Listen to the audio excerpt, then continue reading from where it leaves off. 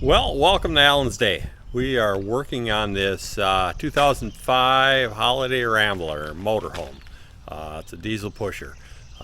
This is part 12 of just sort of walking around showing you some upgrades to perfect that I've been doing on this motorhome here. So today's mission is we are going to put in a oil pressure switch and gauge. Reason being is the one that's came with the unit. Don't know if it's accurate. It might be, but we're going to test that theory out. I've got a mechanical gauge that we're going to put in there, and then also we're changing out the sensor that's on the unit that goes to the factory system in there with the oil pressure. So the reason we're doing that is I've had some problems in the last couple of trips that when it's warm and it gets down to a real low idle, the warning light comes off on there. And when the warning light comes on, it's because the idle is too low and the oil pressure sensor kicks out the alarm. So we're going to test to find out if there's actually low oil pressure or it's a bad sensor in there. One thing I did to rectify that situation, what I thought would fix it, was last time I had the motor apart not too long ago, I took and put a new oil pump in the motor, and that didn't do it. So we're going to find out today.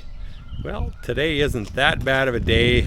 Snow melted. The last of our snow melted probably a week or so ago, and things are just starting to green up around here. You can hear the birds in the background, and I can open up the door, but it's still a little chilly out this morning. So let me get you inside there and show you the next phase of the project here. Well, let me show you what I got for a oil pressure gauge. This is a unit got from Max Tow. Ordered them directly from there. Pretty good quality unit. That's why I've got quite a few of these gauges in here now. And the gauge comes with, well, you've got your typical gauge right here. Looks a little better once it's all highlighted in there. And then it comes with a sending unit, and then some sending unit cable. Now I've got to extend this cable out. I've already ran a 14-2 covered wire from front to back of the motorhome, so I'm going to have to put some real good heat shrink soldered connections to the sending unit to stretch this cable out, because technically we probably need about 40 feet of cable, and this isn't quite 40 feet. So that's our parts for our Max Tow gauge. Now the next thing is the Max Tow gauge. That's about $109 for this gauge here, $110 for that. The next piece of the puzzle here is we're going to change out the factory sending unit that came with this motorhome here. Hopefully that might be an issue, that I'm not getting a good reading, and that's why my alarm bell is going off on there. But in order to put that on there, I have to, first of all, I've got to put a T. I've got in the top of the oil filter housing on there, there's an 1/8 inch pipe fitting that goes here, screws into there. This is going to go on the top of here, and then this is going to tee off. So this is what it's going to look like. So I'm going to have my two sources of monitoring my oil pressure between the sending unit from the factory and the gauge, and then the new gauge that I'm putting in there. We'll see how those two match up. So let me get you in there once I start tearing into that. In order to do that, here's where we're going to have to cut this gauge and put that right up into here, up into this top part here. This gauge And we'll get you a little more light in here once I got this in here, but that's going to sit in here like this, into the panel here. It'll sit in. Hopefully I got enough room on the top there. Running out of room for gauges in here, but we'll get her in there. Got the gauge going in, and we'll be all set. Well, let's get at getting the sensor unit, the sensor, and the T put in there. First, let's get some lights on the subject. Here's where I got that light switch on that lights up the inside of the bay just for this specific reason. So when you get in there, you can see what's going on. Let's crawl down in here and start the process taking out the other sensor.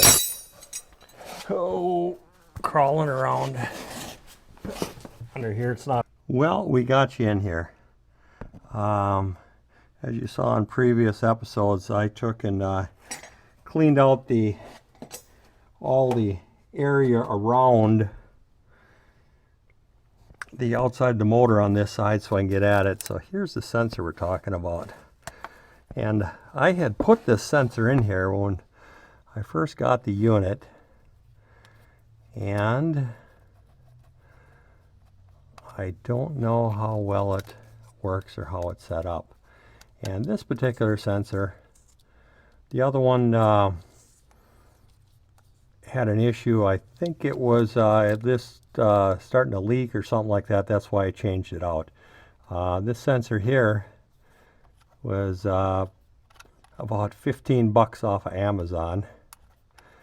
But the new sensor that I got, that one came from right from Cummins, and that was $140 for that sensor. Don't know quite what the difference is, but there must be something in there, or maybe not. We're going to find out here. So to take the sensor off of here, you just have to get a wrench on the bottom of the gauge, and that's just right here. Get a wrench on there, and this spins right off of here. And then I can get the new one threaded up in there.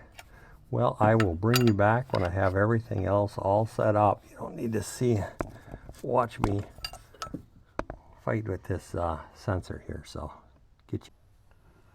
Well, I've got the sending unit in.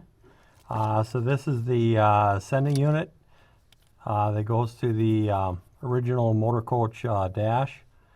And just note on there that there is a negative and a WK terminal. Not sure what the WK stands for, but I did mark these for the next guy. So this is the ground and the positive. Also, what we've got going on in here is I've got this the T put in here. Just a note on that T, don't chintz out on that T. That particular T that I put in here, it was about $11 for that T. It's a hydraulic stainless steel fitting. The thread quality is going to be a little better. It's a little heavier duty, and with this being so high, you don't want this going down the road and cracking off of there. The sending unit for the oil pressure gauge, that's in here, and I've got all the wires put in a wire loom and going all the way up and around to the top there, and I'll just get those spliced together, and we'll have her put in there. One thing to note is anytime you can do some work yourself on here, for instance, to put a gauge in to run the wires from here all the way to back, hook your power up, cut the hole in the dash. I had this unit down, the Motorhome, down at our local Kenworth dealership here a while back. They did some transmission work on there that I didn't have the computers to hook up to it. So they quoted me $1,200 plus per gauge to put on the dash. So learn how to do some of this stuff yourself, and you're going to save save a little bit of money. So get back to you when I got it all hooked up in the front, and we're going to test to see if this solved our issue with that alarm going off. Well, I'm back. We got the oil pressure gauge in. That's set up in there. It's all wired in, and I think we're doing good. The sensor that I put in is reading different than the one that I took out of there. I've got about 70 pounds here. The last sensor I took out, it was reading just a little under 60, and both gauges match. We'll try it when it gets warm, so hopefully we solve that problem. Oil pump's fine. A couple other things, as long as I got you in the cab here. Real good tool to have here is just this navigation system. Put it in there. It's not as good as the phone, but it gives you the general idea of where you want to go, and it's got a pretty good map on there. So we've got the GPS there. A couple other things I talked to you before about. We've got a switch on here that I added in for the fans, so I can turn those on. I can watch the temperature gauge. I've got my sprayer that I've got hooked up on the radiator when I get in some real hills and some hot weather. If I need extra water on the intercooler and the radiator, hit that button. Got my transmission fan here. Those are all set up. A couple other little things that I added in here. Take you over to this side. I think it's real important to have a couple little notes put in here. I've got my overall bridge heights, my lengths, widths. It's just, yeah, you pretty much know what your heights are, but if you've got somebody else sitting in the seat doing a little bit of driving for you, they need to know those critical numbers, especially that bridge height there. And and then also I've got the phone holder here. This is one that I've used in the past on quite a few items. It's a bullet point mounting solutions, and it's a real nice arm that comes out here. Highly recommend those. We put those in everything. So I think that's enough about going through the cab on this thing. It is time to find another project to upgrade on here. I think I'm done for a while, so thank you very much for watching this part and the other 11 parts that I have on this motorhome. So talk to you guys later. Thank you for watching Alan's Day. Life is about making choices. Some things are already perfect. Some things you may choose to upgrade. This channel will show you both. Please like, subscribe, and share. Thanks again.